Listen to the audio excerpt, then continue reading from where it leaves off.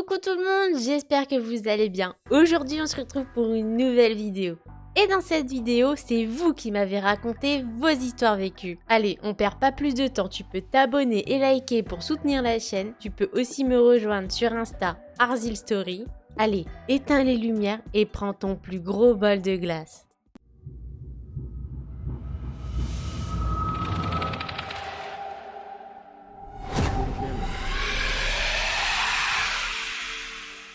Salut, je suis une abonnée qui t'a récemment découvert et je voulais t'écrire mon histoire. Cette histoire se passe quand j'avais 16-17 ans. Tout d'abord, il faut savoir quelque chose. Moi et ma famille, on a l'habitude de passer nos vacances d'été généralement dans un camping. Et cette année, on manque pas à l'appel. Donc, on prépare tout. On embarque toutes les affaires dans 2 voitures. Car ma mère prend généralement toute la maison quand on part en vacances. Mais bon, on arrive au camping habituel. On a normalement réservé à nos dates habituelles, donc on se dirige vers l'accueil pour récupérer notre emplacement. Car on loue une petite maisonnette. Mais quand on arrive à l'accueil, la dame qu'on connaît très bien nous dit qu'il y a un problème dans nos réservations et qu'il n'y a pas de nom. Mais elle nous dit qu'il n'y a pas de problème, qu'elle va trouver de la place pour nous car elle nous connaît très bien. Mais que malheureusement, on n'aura pas les mêmes emplacements que les années précédentes. Je te le cache pas, ça nous fait vraiment chier, mais bon, au moins on va trouver quelque chose. On la suit et quand on arrive, je me dis que c'est totalement moins bien que l'emplacement qu'on avait l'année précédente. Bref, mes parents décident quand même de le prendre, car de toute façon, tous les campings sont pleins et qu'on a bouclé plein de trucs à côté, donc à part dormir dans la voiture, non merci, on se contentera de ça. On s'installe et tout va bien. Je prends évidemment l'une des plus grandes chambres et laisse mes 2 petits frères se partager la plus petite chambre à 2. Ça les embête, mais je m'en fous. Les jours passent et mon cousin a décidé d'aller à la piscine du camping. On décide de se mettre en maillot de bain avant d'y aller, comme ça c'est plus pratique. Je sors, et là je me sens observée. Je regarde à droite, à gauche, et là je vois un mec qui me mate. Là, à ce moment-là, j'ai juste une envie, c'est de lui faire un gros doigt d'honneur, mais je me retiens. Il a un regard sale, il a un regard pervers. C'est pas le regard mignon que tu peux avoir de temps en temps. Là, c'est un regard qui te fait sentir sale. Au même moment, mon cousin sort et commence à me prendre le bras et m'emmène à la piscine. Pour ne pas que mon voisin mate mon derrière, je passe directement la serviette autour de ma taille. Et là, je vais vers la piscine. Toute la journée s'est super bien passée. Je rentre et mes parents font un barbecue. Et ils ont invité tous les voisins aux alentours. Je suis un peu fatiguée et je vais me changer. Je mets une petite jupe car il fait trop chaud pour un pantalon. Je rejoins mes 2 petits frères et je les embête un peu. Mais à un moment, ma mère les appelle pour qu'ils aillent manger. Et je me retrouve seule. Donc je décide d'aller me balader un peu au bord de la rivière qui longe le camping. Je réfléchis à des trucs d'ado. Quand d'un coup, je me sens observée. Je me retourne, mais il n'y a rien. Je continue ma petite balade, toujours dans mes pensées. Je dois être à environ 5 minutes de là où se trouvent mes parents. Quand d'un coup, je sens quelqu'un toucher mes fesses. Là, je me retourne et je vois ce vieux porc qui me matait ce matin. Je lui demande ce qu'il vient de faire. Et là, le mec me rigole complètement à la gueule et me dit « c'est ce que tu mérites ». Et là, je lui fais « ah ouais, tu crois vraiment que je mérite ça, pauvre déchet ? Attends, tu vas voir ce que tu mérites ». Et là, je prends une grande inspiration et le mec me regarde amusé pour voir ce que je vais faire. Et là, je lui mets mon plus gros coup de pied dans ses parties génitales. Merci à mes parents qui m'ont inscrit à des cours d'autodéfense il y a 1 an. Bref, après ce coup de pied, je cours vers mes parents pour leur expliquer la situation. Tout le monde essaye de chercher ce mec, mais il est introuvable. Mes parents ont prévenu les propriétaires du camping, mais rien n'a été fait. Bref, voilà ma petite histoire effrayante. Je te fais plein de bisous à toi, à Delcor et plein de doudous à Cookie. Eh bien, si tu passes par là, tu as eu beaucoup de courage et bravo à toi de t'avoir défendu de ce pervers. Allez, on passe au thread suivant.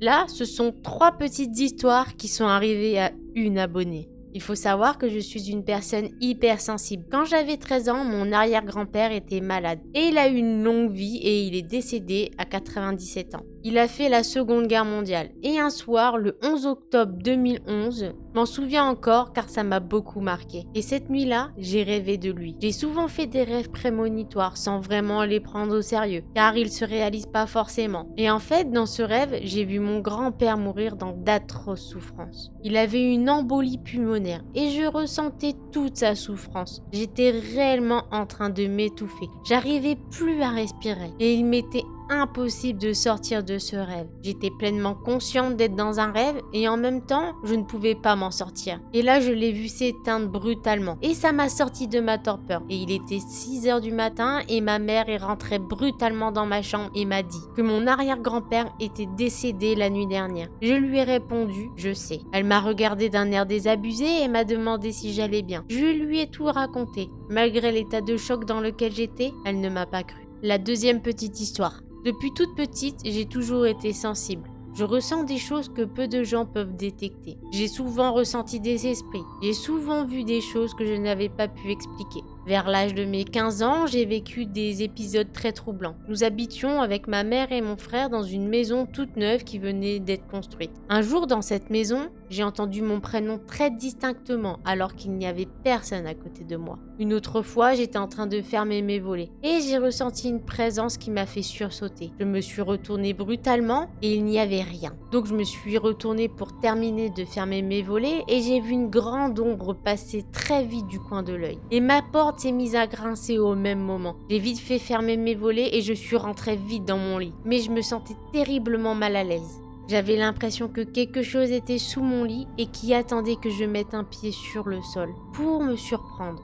Cette nuit-là, j'ai très peu dormi et j'ai vécu plusieurs épisodes de ce genre. Mais c'est bien la seule qui a été aussi dérangeante. Et un jour, je suis partie pour aller à l'internat et tout s'est arrêté. Troisième histoire. L'année dernière, à Noël, je suis allée en Savoie, chez ma belle famille. Et mon copain et moi avons dormi dans un gîte avec sa sœur et son compagnon. J'avais même pas passé la porte que j'ai ressenti une vague d'énergie qui m'a mise très mal à l'aise. Outre le fait que le gîte était resté dans des années 60 avec des animaux empaillés et tout ce qui va avec. Puis là, j'ai fait comme un malaise. Vous savez, quand vous vous levez trop vite et que vous voyez tout noir et que votre tête tourne, c'est pareil. La journée et la soirée passent. Nous sommes rentrés au gîte pour aller dormir dans une pièce où l'ambiance était assez lugubre. J'avais la sensation de déranger et que quelque chose ne voulait pas de moi. Et c'était la pire nuit de toute ma vie. Toute la nuit, j'ai ressenti des courants d'air froid, entendu le plancher grincer alors que nous étions dans le lit. Des bruits comme si quelqu'un toquait dans les murs. Et le pire, c'est quand il y a fallu dormir une deuxième nuit, qui était tout aussi effrayante. Mon conjoint en est témoin. Nous avons vécu et entendu les mêmes choses. Les 2 matins, nous nous sommes réveillés avec des courbatures, comme si nous avions fait 3 heures de sport intensément et de très mauvaise humeur. J'espère ne jamais retourner dans ce gîte. Eh ben, j'aurais pas aimé être à ta place. Ressentir que tu n'es pas la bienvenue dans un endroit, c'est pas fou. Et pour la deuxième histoire, avoir quelque chose sous son lit, je crois que j'aurais dormi sur le canapé ou changé de chambre. Passons à la troisième histoire.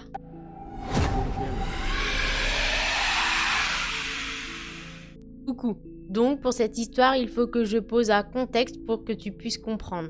Mes parents ont acheté en 2016 une maison inhabitée depuis 8 ans. Donc le jardin était dans un piteux état. Et de mauvaises herbes avaient déformé le grillage côté rue. Je t'envoie des photos pour que tu comprennes mieux. On a 3 chiens. La mienne Inka a aujourd'hui 8 ans et demi. Lucky a aujourd'hui 6 ans et demi et News a aujourd'hui 5 ans. L'événement s'est passé juste après le jour de l'an en 2018. Mes parents faisaient des travaux et donc dans le jardin il n'y avait plus de grillage. Mais tu peux te rendre compte qu'il y a une route juste en sortant du jardin. Et le soir il fallait sortir les chiens car ils risquaient de fuguer vu qu'il n'y avait plus de grillage. Je précise que mes chiens font en moyenne 30 kg, donc je les sors les uns après les autres. Pour Inka et Lucky, aucun souci, sachant que la rue où je les promène n'était pas éclairée vu que les lampadaires éclairaient que la route et les arbres empêchaient la lumière de passer. Donc vient le moment où je sors News. Je précise forcément que à 21h30 en plein hiver il fait noir. Mes parents ferment les volets tôt pour éviter que les gens qui passent dans la rue ne voient l'intérieur de la maison. Je sors donc News et au moment où j'arrive à un endroit où je dois traverser, je remarque un homme près d'un arbre. Sur le coup, je me dis qu'il doit attendre quelqu'un et je n'y fais vraiment pas attention, malgré le fait que de marcher de nuit ne me rassure pas du tout. Je traverse donc la rue avec News et je remarque que l'homme se met à marcher derrière moi. Vu que je suis flippette, je le regarde, mais je ne vois pas son visage. Il est habillé tout en noir et a une capuche sur la tête. Je balade donc News et celui-ci s'arrête à tous les arbres pour renifler. Comme tu peux le voir sur les photos, il y a pas mal d'arbres. Et à un moment donné, je m'étonne que l'homme nous ait pas dépassés. À un moment précis, nous arrivons près d'un parc qui est dans le noir le plus complet. Je me dis donc que l'homme a peur des chiens. Et je décide de rentrer au bord du parc afin de le laisser passer. Je me retourne vers lui pour l'informer qu'il peut passer et lui dire que mon chien n'est pas méchant. Quand je le vois sortir un truc de sa poche, je ne sais pas ce que c'était, car il était dans la pénombre, mais je sais que ce n'était pas un téléphone. Et là, dans ma tête, je panique. Car je peux pas aller dans le parc vu que le terrain n'est pas droit et surtout je ne vois rien dans le parc. Le mec se rapproche tout doucement mais droit sur moi et là clairement je me suis dit que c'était mon heure. Et au moment où le mec est à quelques pas de moi, News qui était toujours en train de renifler l'herbe se redresse le poil hérissé et se met à grogner et à aboyer méchamment et à tirer en direction de l'homme comme s'il voulait l'attaquer. J'avoue que je ne l'ai pas réellement retenu tellement j'avais peur. Et je vois l'homme se diriger vers le chemin et remettre ce qu'il avait dans sa poche. J'ai mis quelques secondes à réaliser la situation et dès que j'ai dit à nous qu'on rentrait et que l'homme est parti, le chien s'est calmé tout de suite et a couru à la maison. En rentrant, j'étais hyper essoufflée et avec l'émotion, je me suis mise à pleurer. Mes parents qui regardaient la télévision m'ont dit « Pourquoi tu chiales encore ?»